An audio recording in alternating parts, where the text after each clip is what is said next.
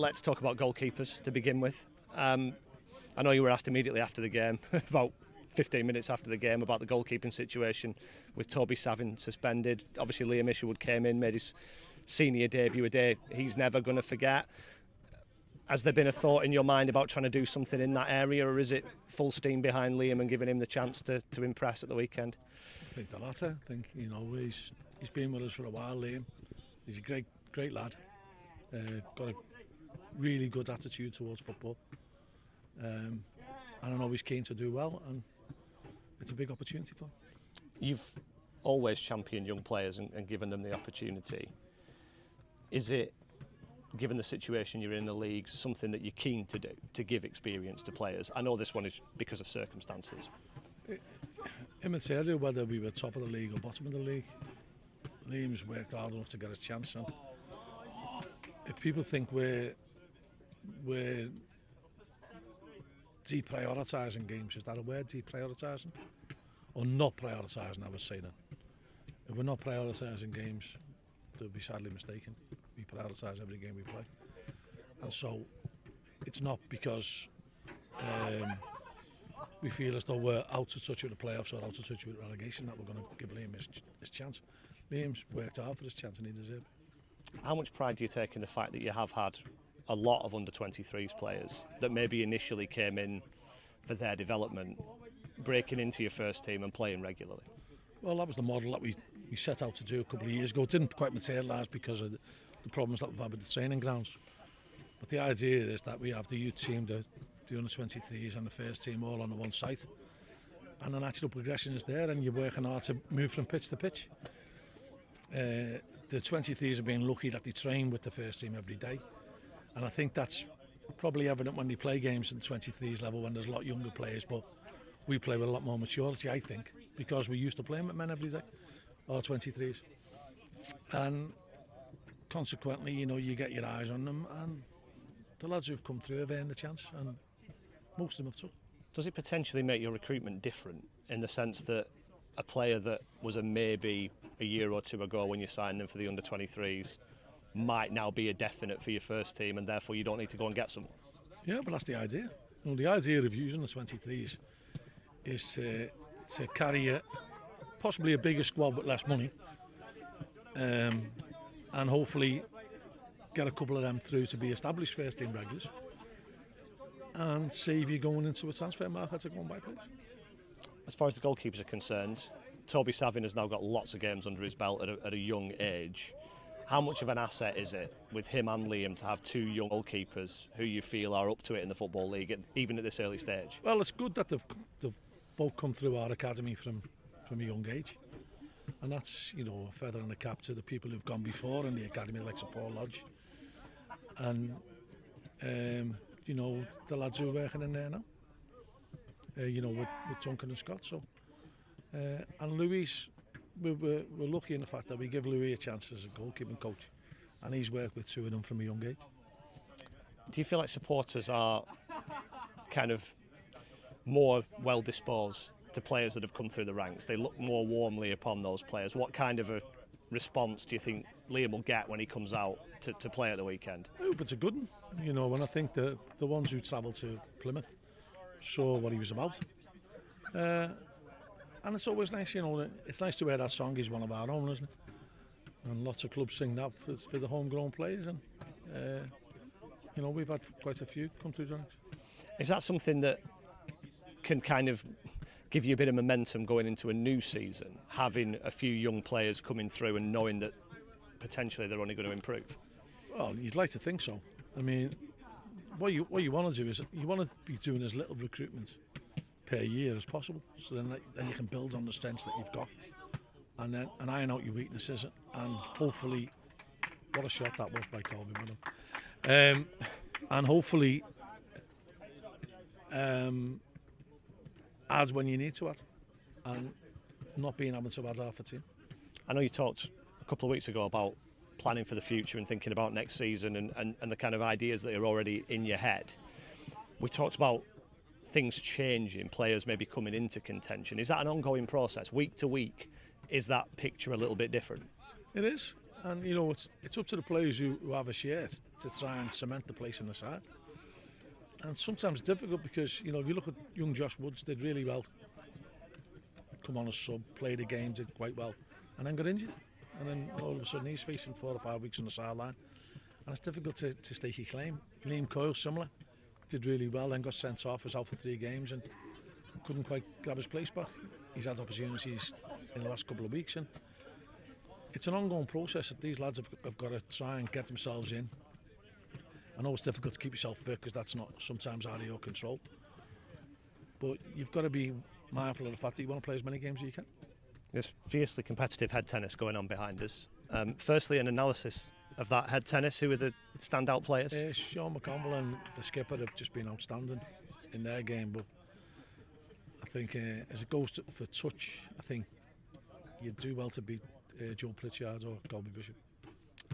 How good is it to see Joe Pritchard out there and involved and back around the place? Yeah, and you know, hopefully he'll be taking some part in games in the near future, and you know, he's looking well, and it'll be a real big boost for us if we get him back. Are you looking before the end of the season as a sort of target? I think so. And we talk about planning for the future. Having a player that's been unavailable to you for so long with injury, potentially back, would that feel like you'd recruited in a weird way? Well, you want that, the cliche now is like getting a new signing now, which it is. No. This weekend, playing in the international break, I know you've got views about international breaks and why some teams play and some teams don't. You've talked about an obligation to the rest of the teams, and you're playing Gillingham, a team who were down there in the relegation fight. How important is it that you get a 100% what you're capable of performance this weekend? I think it's important for our fans. You know, there's some disgruntled comments as we coming off the pitch on Saturday, and I think that the main brunt is that we've lost and we've lost heavily. But if you know a little bit about football, and you know, you'd even speak to their staff afterwards, and they thought we were a better team on the balance of the play. Sometimes you can get blinded by the results. The performance wasn't that bad. Individual errors cost us badly, and they have done all season. Could you really fault the lads' commitment? I don't think so. I think they worked their socks off right to the end. Even down to 10 men, you know, we could have folded there and lost 6 or 7. We didn't. We stuck to our task, and you know, we want to try and give the fans as much pleasure as possible, and we want the fans to realise how hard we're working to try and win games for them.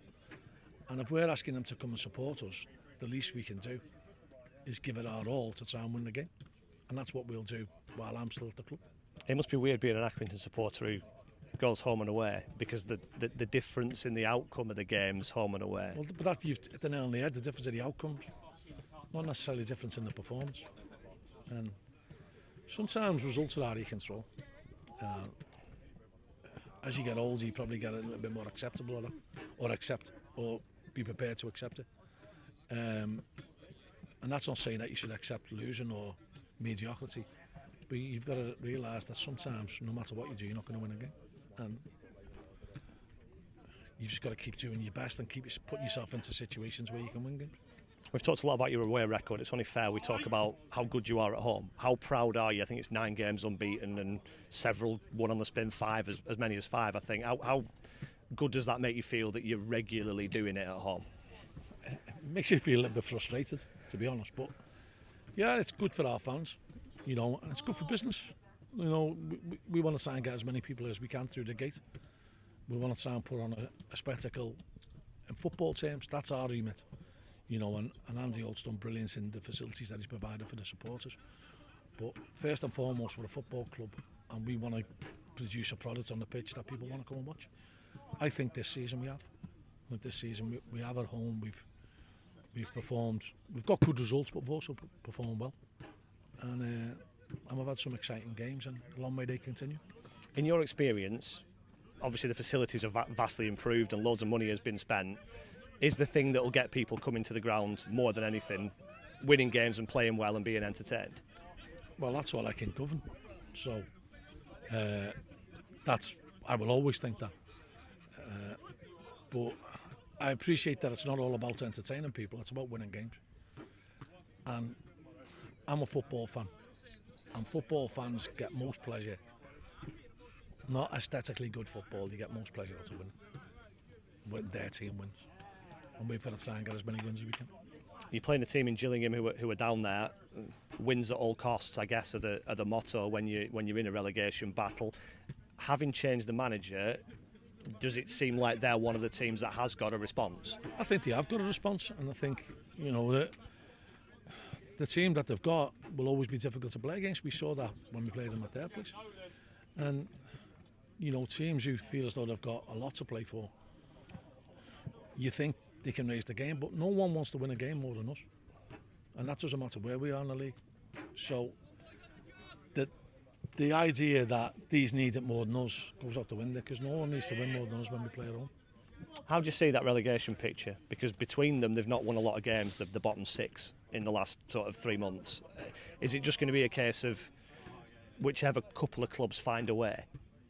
Someone's going to get in a run, and they'll get themselves out of it quite quickly, I think. But I still think it'll go down to the last game. And as far as previous meetings with Gillingham is concerned, it's almost 12 years since that 7-4 when you beat them at home. What are your memories of that? You're looking slightly blankly at me, but I actually listened back to it. I'm trying to think of who else we had. The week after we left, that was a 7-5, was it? 4-3. That was 2012. Was that 4-3? Was that Michael Smith scored a hat-trick on his home debut? Was that 4-3? I thought it was a bigger score. Yeah, you know, that was a bizarre game. Some great goals scored in the game as well. And, you know, we lost the corresponding fixture last year, much to my chagrin. And for that alone, I want to win. Because I think we did enough in the game to win. I think we got a lot of things went against us that day. But we've had some tussles with Gillingham over the years, and they've been good games historically, so hopefully this will be the same. They've actually got a decent record in Lancashire, those two heavy defeats aside. Psychologically, does that make a difference? I mean, it shouldn't make a difference, should it? It shouldn't, but possibly it does. I don't know. Every game you have to take on its own merit. And things that have gone on in the past generally don't have a bearing on the game. Or you can maybe think superstition, or psychologically people are a bit better prepared. But what you're going to do now is what you're going to do now, and how you prepare for the game. And we've got to try and get our players as well mentally prepared and physically prepared and tactically prepared, and that's what we do every game. Do you think it has an impact on the fans? When you watch Liverpool against a team that Liverpool have got a poor record against or haven't beaten for a while, is it in your head? It used to be in my head in the 70s against Leicester, that's for sure. But I think modern day football's moved on now, hasn't it? I think people put things behind them very quickly, and I think that's a good thing. I think dwelling on failure only leads to more failure. And we talked about the international break and there being not many games around in the northwest, let alone in Lancashire. Is there a kind of hope that you get a few extra people on the gate and a few more people to try and impress? Well, you know, if people want the fix of live matchday football, the one thing I'd say is I can't remember too many drab games at the Wham Stadium this season, to be honest. I think there's always been a lot of thrills and spills and good football played. Possibly a couple of times the weather's dictated that the games have become mundane. But, you know, given decent conditions, I think you're in for a treat whenever you watch Accrington play at home.